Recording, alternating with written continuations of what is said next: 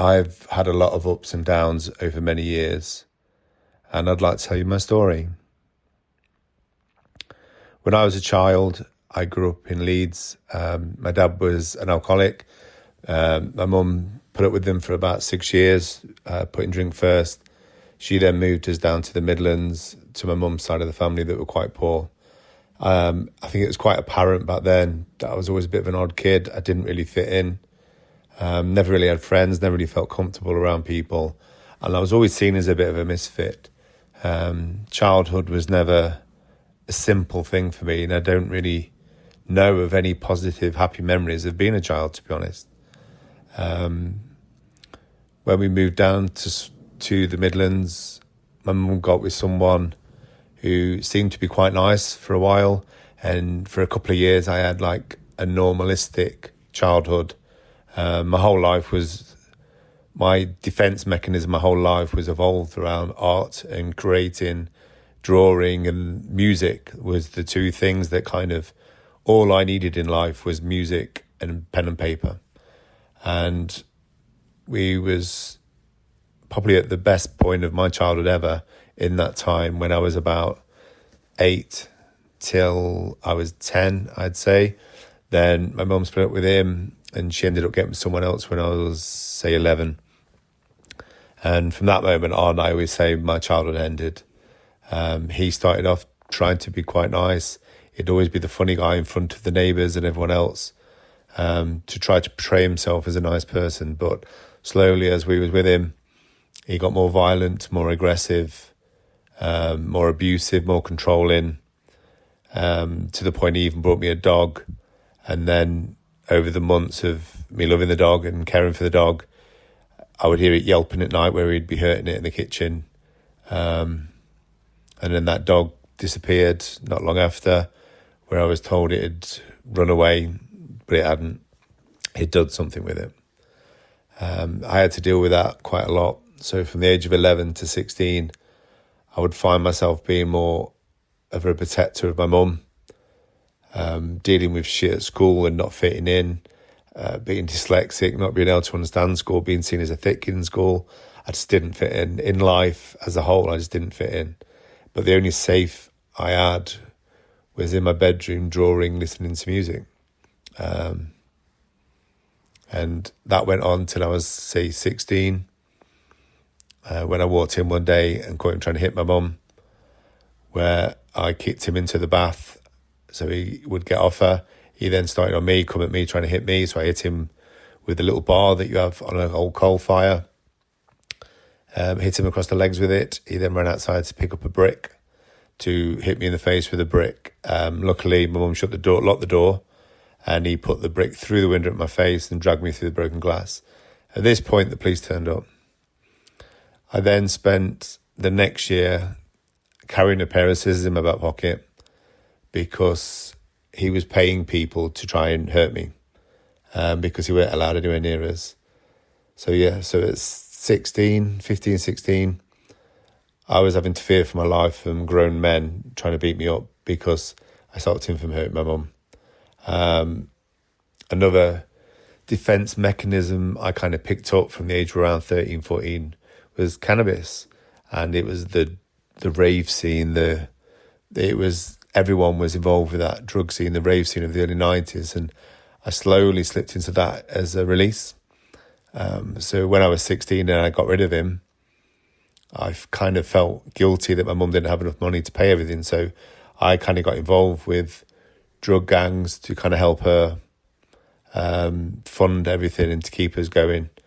And this led me down hanging with the wrong people.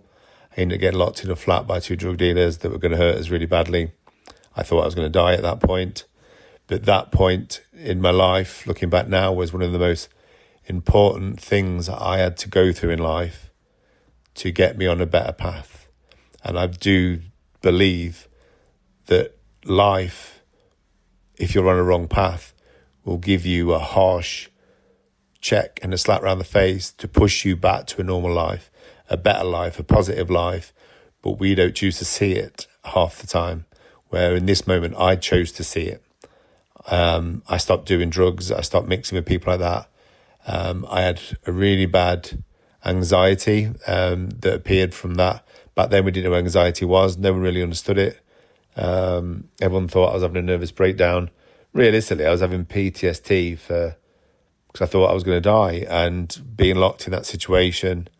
And I think with everything else I'd been through, you describe it now as PTSD.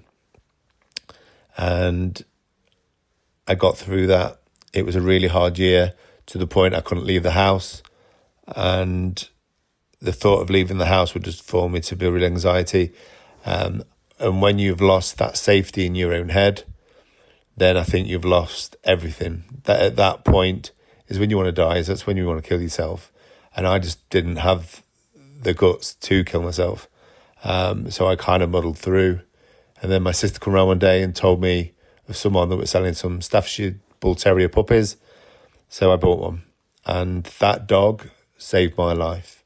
That dog gave me a purpose. It gave me love. It gave me a reason to carry on. And all my focus become into that dog. I weren't thinking if I leave this house, something's going to happen. I was thinking I need to go out and take the dog out. I need to do this with him. I need to take him to the vets. I need to do that. And that installed into me kind of reset my brain into focusing better, into bigger things. So that dog 100% saved my life. He was everything to me. He was that focus I had and that guide I had. He was that support I had. He was there every day with me. I slowly started to leave the house. I ended up getting my own house. I ended up meeting a girl who had a white Staffordshire Bull Terrier. We become friends. We become lovers. We had a child. I met her dad, who was very wealthy. And he was that first person in my life ever to tell me I was someone great, that I could do well, that I could do good. My whole life I've been spoken down to and told I was a waste of space. So her dad is another key moment in my life where I could have ignored him, but I didn't. I listened to him. He helped me, guided me, and he put me onto a much better lifestyle path of working hard and to doing well. He could see my art was something good, and he pushed me to carry on my career, tattooing, take it more seriously, as I did. We eventually split up, and I met somebody else. Now, this relationship, I think I kind of got in, not because I really wanted to be with her. I think it was that I didn't want to be on my own. It was more of that I got with her. But we was together for quite a while, talking over the phone while I was working away. We got close. We ended up moving in together. And it became quite apparent pretty quickly that she had issues with drink.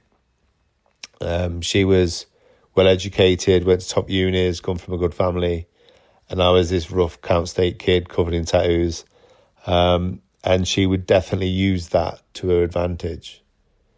She would oftenly get drunk, attack me, talk down to me, and then make out to other people that it was me doing it to her.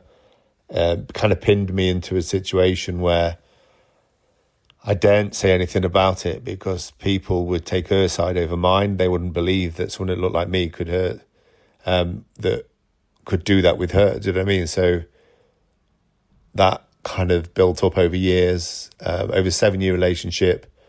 I'd say a good 4 or 5 of it was most nights me having to stop her from attacking me with a broken glass or scissors or a knife or a fork or whatever else it was she could get. She would then, I would have to pin her down because there's nothing else I could do.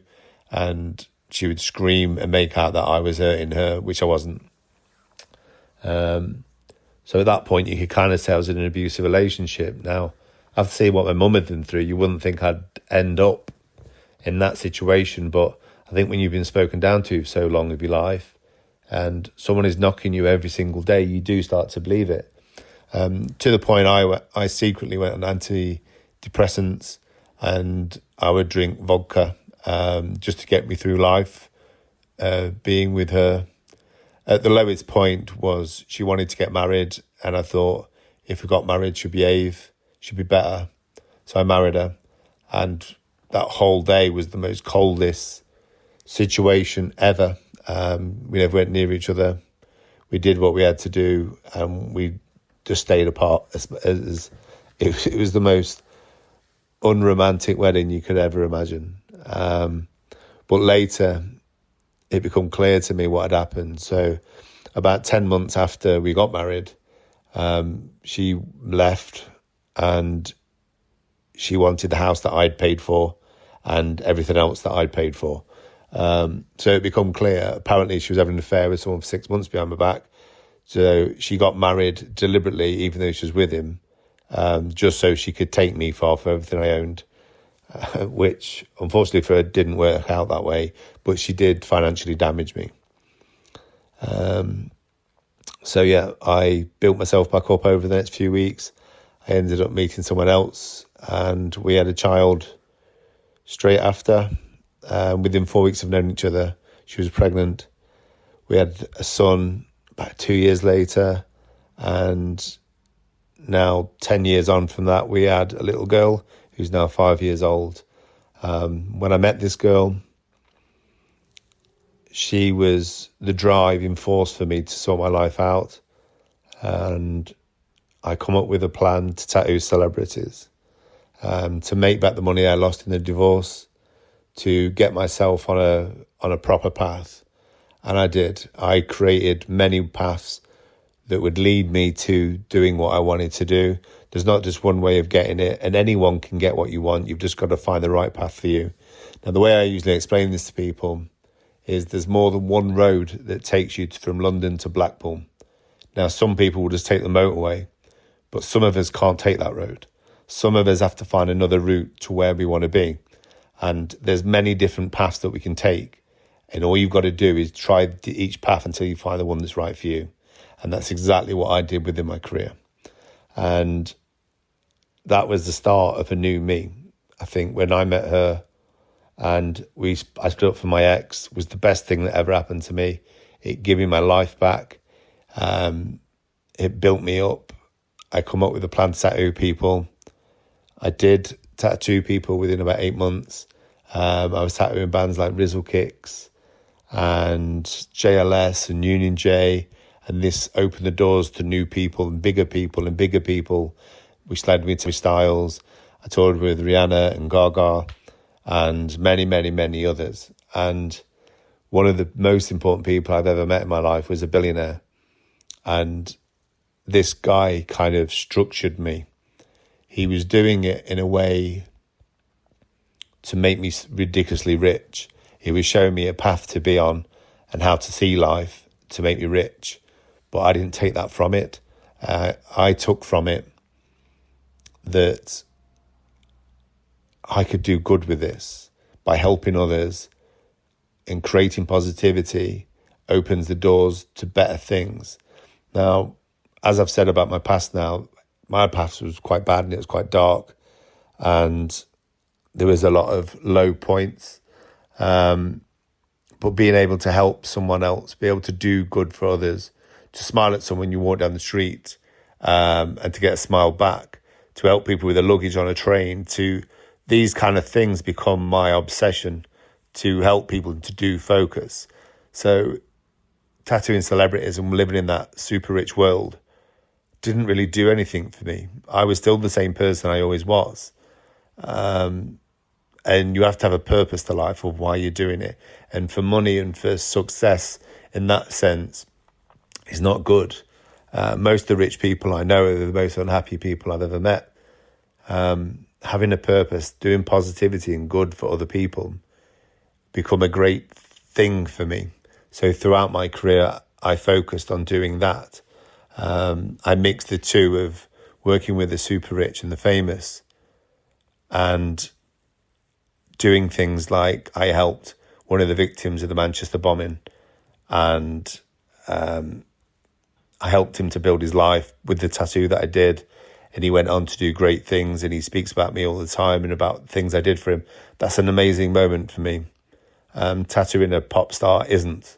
It doesn't mean nothing to me, but like being able to help him to get his life back on track was an amazing thing. I feel I did nothing for him, but he said many times that he feels I have. Yes, You've got to find a purpose in life. You can't lock yourself in your own head thinking, I can't do this. I spent my whole life going, I can't do this, and running away from things. And then suddenly when I reached 30s and I met my current partner, I went, I can do this. And I did. And then I said, I can do bigger. And I did. And then I did bigger and bigger and bigger. And it opened paths to many big things and positive doorways and positive people in my life to lead me to have a much better life. And it became very obvious to me, like a lot of my youth I wasted. School, I should have worked harder. I should have listened. I should have paid attention. I shouldn't have locked myself in the house when I was 16 and hide away for a year. I wasted a year of my life throughout the 90s that could have been such great memories. It was totally pointless, me doing it. Anxiety is a fantasy. It's not real. It's us creating our own misery and locking ourselves into our own heads. And we don't need to do that. That dog took me out of that. That dog gave me a focus. And that's what we need to have. And one of the key words that the billionaire always said to me was, what's your goals in life? And it's not to own a Lamborghini or whatever. It's what's your goals in life? What do you want to achieve in life? How many kids do you want? How many houses do you want? Where do you want to see in the world? And once you've got these goals, you can work towards them. But if you haven't got goals set, then you can't work towards it. And that was a key moment for me, is that I learned what my goals were. My goals were to create a legacy, to when I die, I'm not forgotten, for that people over the generations will still know who I am. I'm now in the V&A Museum in London with a ketchup bottle that I designed. It's a shit piece of art, but I created a legacy where my name has been left into history. And I want to do that again and again and again. And I'm on a path to help people to do positive things and to help other people see that there is a positive life out there. Everyone can be positive. Everyone can be happy. Everyone can get over anxiety. You just got to create those goals, figure out what you want to do, and go and do it. Don't let anybody ever tell you can't do something, because you can. Anyone can do anything. You just got to have belief in yourself. And if you have belief in yourself, then other people will believe in you. And if other people believe in you, it opens the doors to many things. I hope this helps.